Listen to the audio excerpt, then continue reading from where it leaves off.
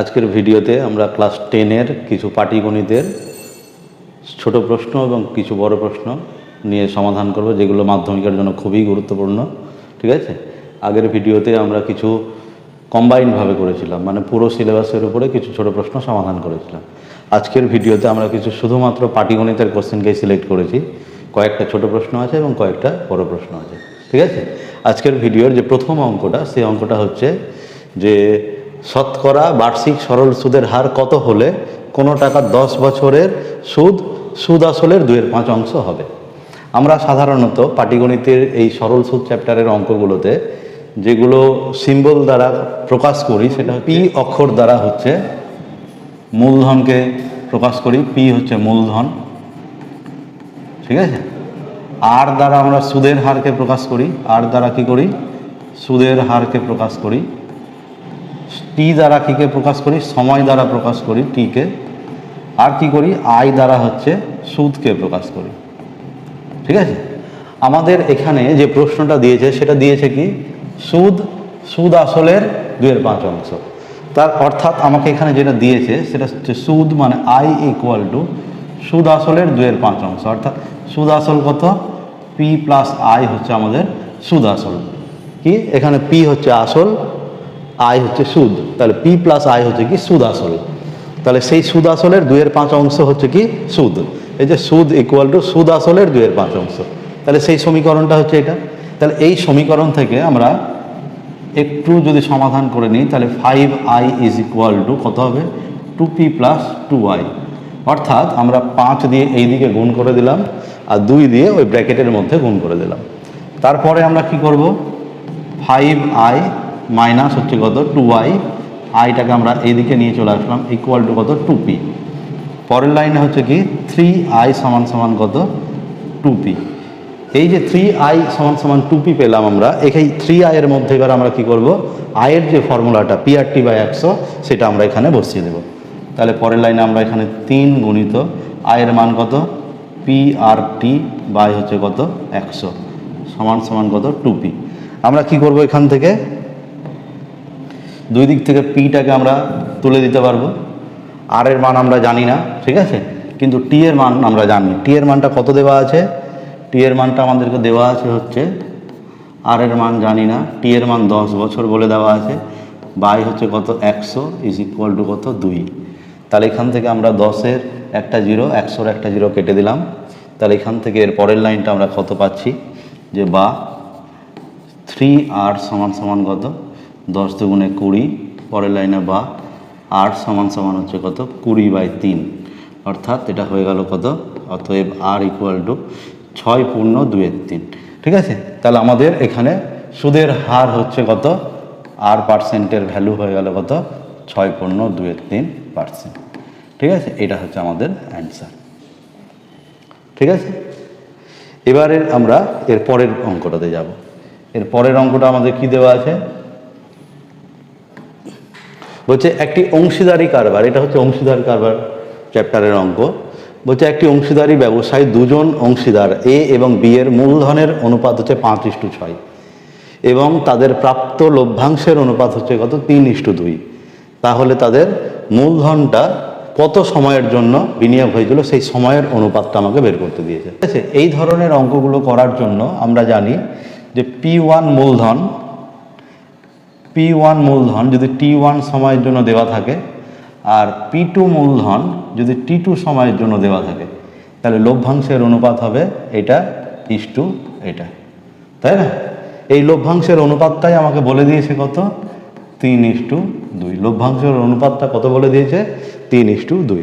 তাহলে বাম দিকটাকে আমরা কিভাবে লিখতে পারবো? P1 ইন্টু T1 বাই হচ্ছে কত? P2 into T2 equal to কত? 3/2। তাহলে পরের লাইনে এটাকে লিখতে পারবো যে P1/P2 into T1/T2 equal to কত? 3/2। এখানে আমাদের P1/P2 এর মান বলে দিয়েছে কত? 5/6। তাহলে 5/6 ইন্টু কত? T1/T2 সমান সমান হচ্ছে কত? 3/2। তাহলে T1/T2 এর মানটা যদি আমরা বের করতে চাই, তাহলে এখানে হবে T1/T2। ঠিক আছে, কি হবে? 6টা আমরা ওইদিকে পাঠিয়ে দেবো, 5টা নিচে পাঠিয়ে দেবো। তাহলে কত হচ্ছে 3 6 18 বাই হচ্ছে কত 5 দুগুণে 10, 2 দিয়ে কাটলে হবে 9, 2 দিয়ে কাটলে হবে 5। ঠিক আছে, অর্থাৎ টাইমের যে অনুপাত T1:T2 এটা হয়ে গেল কত 9:5। ঠিক আছে, অর্থাৎ আমাদের অপশান সি হচ্ছে অ্যান্সার। অর্থাৎ এই অঙ্কগুলো যদি আমরা MCQ এর জন্য খুব তাড়াতাড়ি শর্টকাটে করতে চাই তাহলে আমাদের এইরকমভাবে করতে হবে যে লভ্যাংশের অনুপাত হচ্ছে 3:2 আর মূলধনের অনুপাত হচ্ছে কত 5:6। তার মানে আমরা কি করব, লভ্যাংশের অনুপাতকে মূলধনের অনুপাতের সংখ্যাগুলো দিয়ে ভাগ করে দেব, তাহলে সেটাই হয়ে গেল আমাদের সময়ের অনুপাত। অর্থাৎ এটা হয়ে গেল কত 3/5, ইস্টু মানে ভাগ, ভাগটাকে উল্টে দিলে এটা কত হয়ে যাবে 6/2। কাটাকাটি করলে কত হবে, 2 দিয়ে 6কে কাটলে 3, অর্থাৎ এটা হয়ে গেল 9/5, মানে হয়ে গেল কত 9:5। এইভাবেও আমরা শর্টকাটে করতে পারি। ঠিক আছে, অর্থাৎ আমরা লভ্যাংশের অনুপাতকে মূলধনের অনুপাত দিয়ে ভাগ করে দেব, তাহলেই আমরা সময়ের অনুপাতটা পেয়ে যাব। ঠিক আছে, এর পরের যে অঙ্কটা আমরা দেখব সেই অঙ্কটা হচ্ছে এইটা, 5% সরল সুদের হারে কত বছরে কোনো আসল 3 গুণ হবে। অর্থাৎ আমাকে টাকার পরিমাণটা যদি আমি P টাকা রাখি সেটা কত টাকা হবে 3P টাকা হবে। অর্থাৎ এটা যদি আমার মূলধন হয় তাহলে এটা হচ্ছে আমার সুদ আসল, তাহলে মূলধন যদি এটা হয়, সুদ আসল যদি এটা হয়, তাহলে সুদের পরিমাণ কত হবে, সুদ হচ্ছে কত I= 3P - P সমান সমান হচ্ছে কত 2P। ঠিক আছে, এবার বলেছে যে সেই সময়টা কত, অর্থাৎ আমাকে সূত্রটা হচ্ছে আমাদের কত I= PRT/100। এখানে I এর মান হচ্ছে কত 2P, P এর মান হচ্ছে এটা, আর এর মান হচ্ছে আমরা 5% বলে দিয়েছে 5, সময়ের মানটা আমরা জানি না সেটাই বের কর T/ কত 100। দুই দিক থেকে আমরা কি করব, Pটাকে তুলে দিতে পারবো, 5 দিয়ে 100কে কাটলে কত হবে 20, কোনাকুনি গুণ করলে কত হবে 20 দুগুণে 40 সমান সমান T। অর্থাৎ 40 বছরে কি হবে, কোনো মূলধন 3 গুণ হবে, 40 বছরে 3 গুণ হবে। ঠিক আছে, তারপরে আজকের যেটা অঙ্ক করব সেটা হচ্ছে এটা, বলেছে একটি গাছের উচ্চতা প্রতি বছর 20% হারে বৃদ্ধি পায়। গাছটির বর্তমান উচ্চতা যদি 14.4 মিটার হয় তাহলে 2 বছর আগে গাছটির উচ্চতা কত ছিল। এগুলো আমরা খুবই সিম্পলভাবে করব যে 2 বছর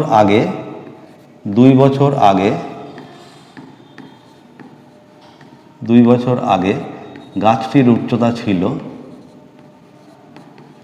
গাছটির উচ্চতা ছিল x মিটার। এটা হচ্ছে আমরা ধরে নিলাম যে 2 বছর আগে গাছটির উচ্চতা কত ছিল x মিটার। এবার এই x মিটারের ওপরে 20% হারে বৃদ্ধি পাচ্ছে, তাহলে প্রশ্নানুসারে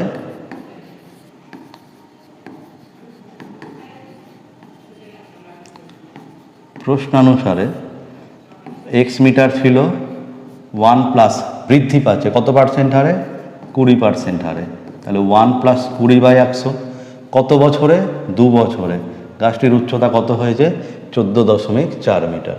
ঠিক আছে, 14.4 মিটার, এটা হচ্ছে গাছটির বর্তমান উচ্চতা। x মিটারটা কত ছিল 2 বছর আগে ছিল, তখন থেকে 2 বছর অর্থাৎ বর্তমানে গাছটির উচ্চতা হচ্ছে এত। ঠিক আছে, তাহলে এখান থেকে আমরা ক্যালকুলেশন করি, পরের লাইনে লিখব x ইন্টু এটাকে 120/100 তার কত পাওয়ারে 2 = কত 144 কত 10। আমরা ভেতরে কি করব, একটা করে 0 যদি কেটে দিই তাহলে পরের লাইনে বা x ইন্টু 12 স্কোয়ার হচ্ছে কত 144 আর 10-এর স্কোয়ার কত 100 = কত 144/10। এখান থেকে যদি আমরা x এর মানটা বের করতে চাই তাহলে কি করব, x = 100 টাকা ওইদিকে পাঠাবো আর 144 টাকা নিচে নিয়ে আসবো। অর্থাৎ আগে থেকে ডান দিকে আছে কত 144/10, 100টা গেল উপরে, নিচ থেকে বাম দিক থেকে ডান দিকে গেলে উপরে চলে গেল আর 144টা নিচে চলে আসলো। ঠিক আছে, তাহলে এখানে কী হচ্ছে 144-এর সাথে 144টা কেটে যাচ্ছে, আর 10-এর একটা 0 আর 100-এর একটা 0 যদি কেটে দিই তাহলে এখান থেকে আমাদের এক্সের যে মানটা সেটা হচ্ছে 10 পেয়ে গেলাম। অর্থাৎ 2 বছর আগে গাছটির উচ্চতা ছিল কত মিটার? 10 মিটার। ঠিক আছে, 2 বছর আগে গাছটির উচ্চতা ছিল কত? 10 মিটার। এবারে যে আমরা অঙ্কটা করব সেটা হচ্ছে এর পরের অঙ্কটা। ঠিক আছে, তার আগে এই অঙ্কটা একটু সরিয়ে নিই আমরা।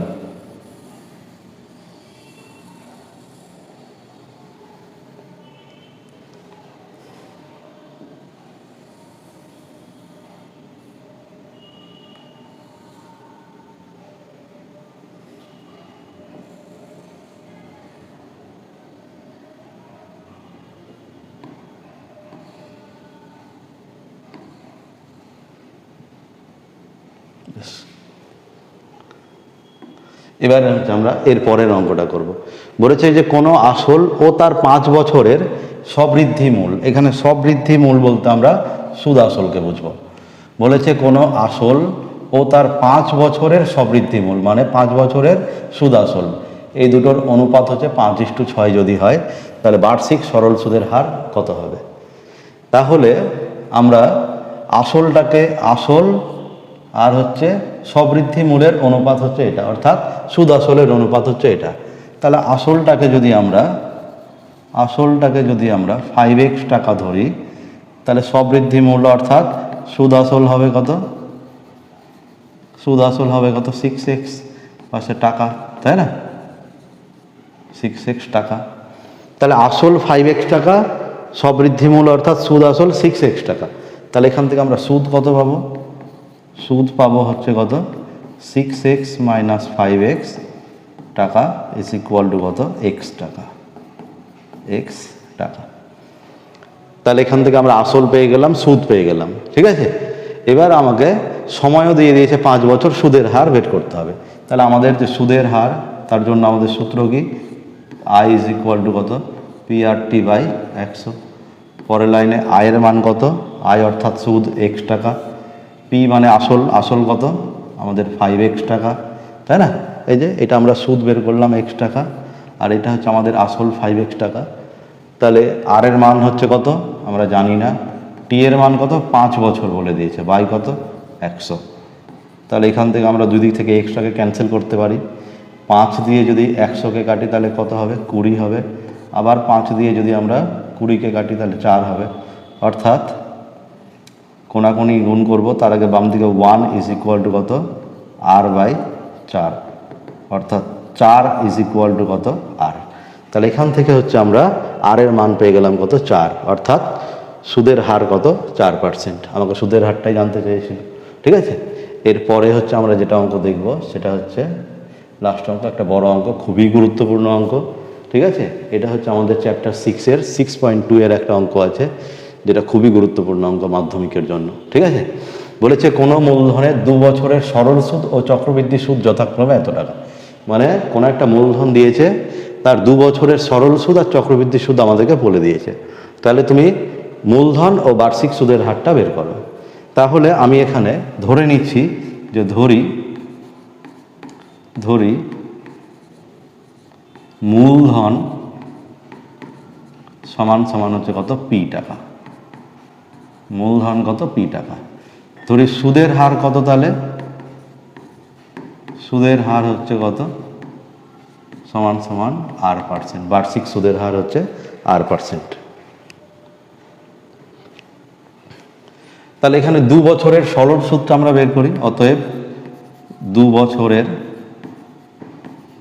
সরল সুদ, ঠিক আছে, 2 বছরের সরল সুদ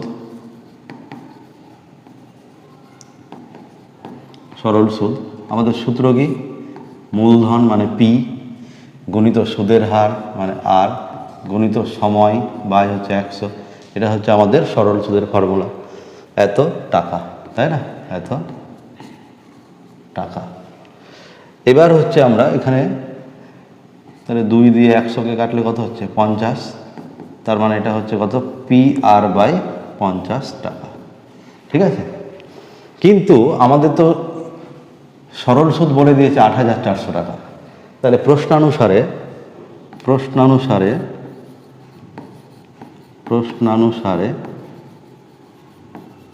আমরা কি করতে পারি?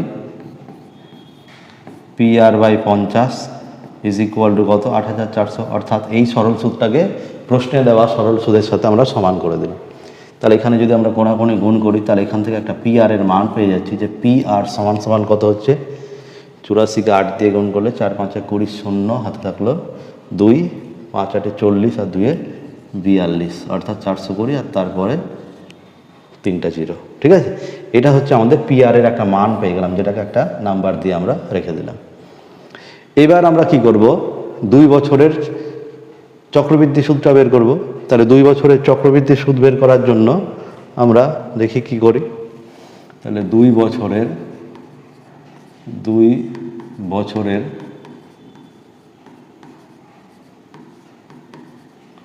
চক্রবৃদ্ধি সুদ, 2 বছরের চক্রবৃদ্ধি সুদ আমাদের কত?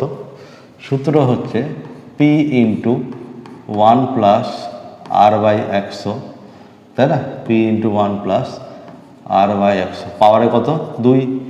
এটা হচ্ছে সমূল চক্রবৃদ্ধির ফর্মুলা, অর্থাৎ এইটুকুটা হচ্ছে আমাদের সুদ আসল। তাহলে এই সুদ আসল থেকে আমরা কি করব, আসলটাকে বাদ দিয়ে দেবো, অর্থাৎ -P টাকা।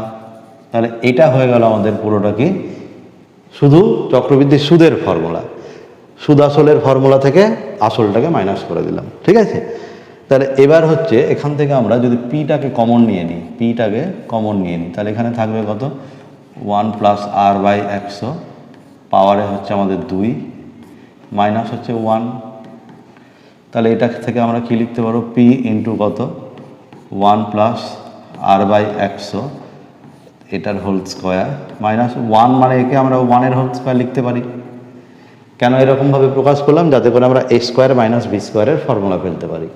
অর্থাৎ A² - B² এর ফর্মুলাটা কত হয় আমাদের, এটা হচ্ছে আমাদের A, অর্থাৎ 1 + R/100 A প্লাস B মানে হচ্ছে 1, এটা আমার A, এটা আমার B।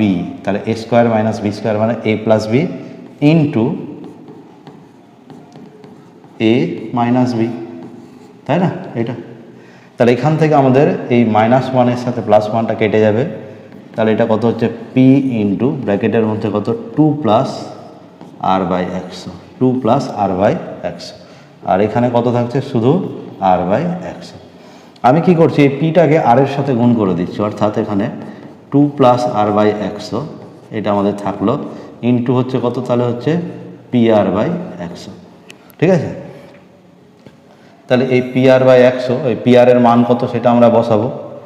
ঠিক আছে, তাহলে এখানে 2 + R/100 ইন্টু PR এর মান আমরা কত বের করে রেখেছিলাম, এটা 42-এর পরে 4টা জিরো, তাই না? এই মানটা আমরা ওখানে বসিয়ে দিব। তাহলে এই মানটা যদি আমরা এখানে বসিয়ে দিই তাহলে কত হচ্ছে 42-এর পরে 4টা জিরো বাই হচ্ছে কত 100, এত টাকা, তাই না? তাহলে এখান থেকে দুটো করে জিরো কেটে গেল এটা। তাহলে আমাদের থাকলো হচ্ছে কত 4200 ব্র্যাকেট 2 + R/100। এটা আমাদের কি বেরোলো, এটা আমাদের বেরোলো হচ্ছে চক্রবৃদ্ধি সুদ। তাহলে এই চক্রবৃদ্ধি সুদটাকে আমরা প্রশ্নে দেওয়া চক্রবৃদ্ধি সুদের সাথে সমান করে দিই। তাহলে প্রশ্নে চক্রবৃদ্ধি সুদের মানটা কত দেওয়া আছে, তাহলে প্রশ্নানুসারে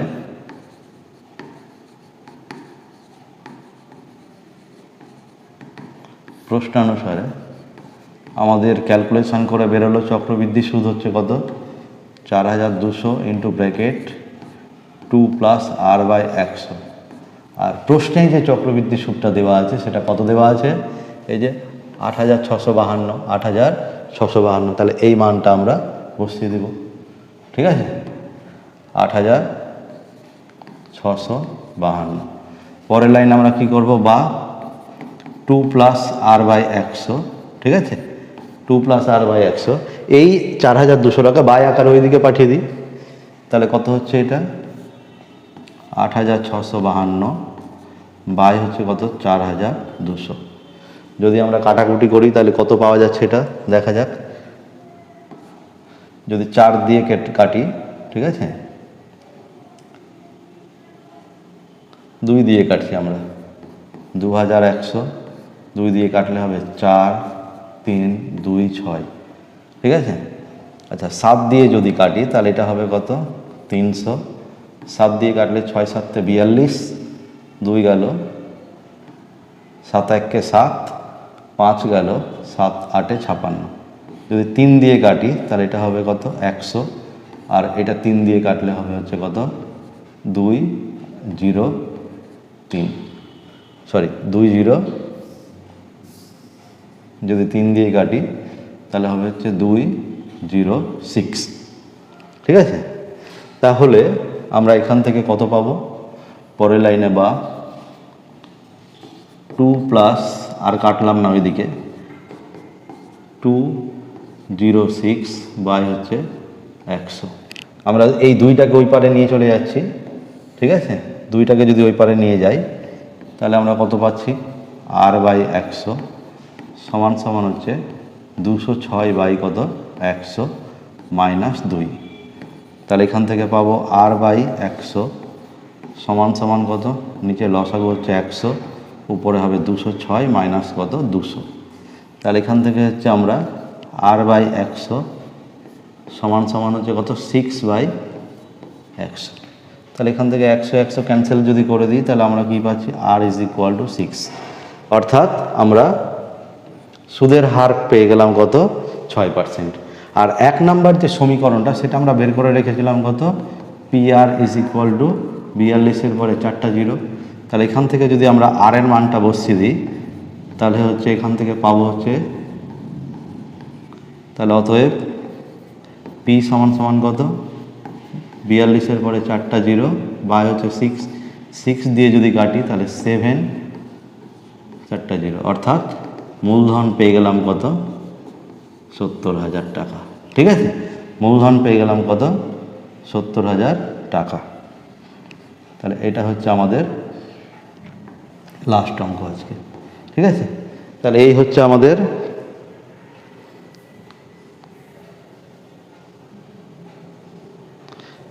আমাদের আজকের পাটিগণিতের খুবই গুরুত্বপূর্ণ কিছু অঙ্ক, যেগুলো মাধ্যমিকের জন্য খুবই গুরুত্বপূর্ণ, যেগুলো টেস্ট পেপারে বারবার আমরা দেখতে পাবো, ঠিক আছে। আজকের মতো এখানেই শেষ করছি।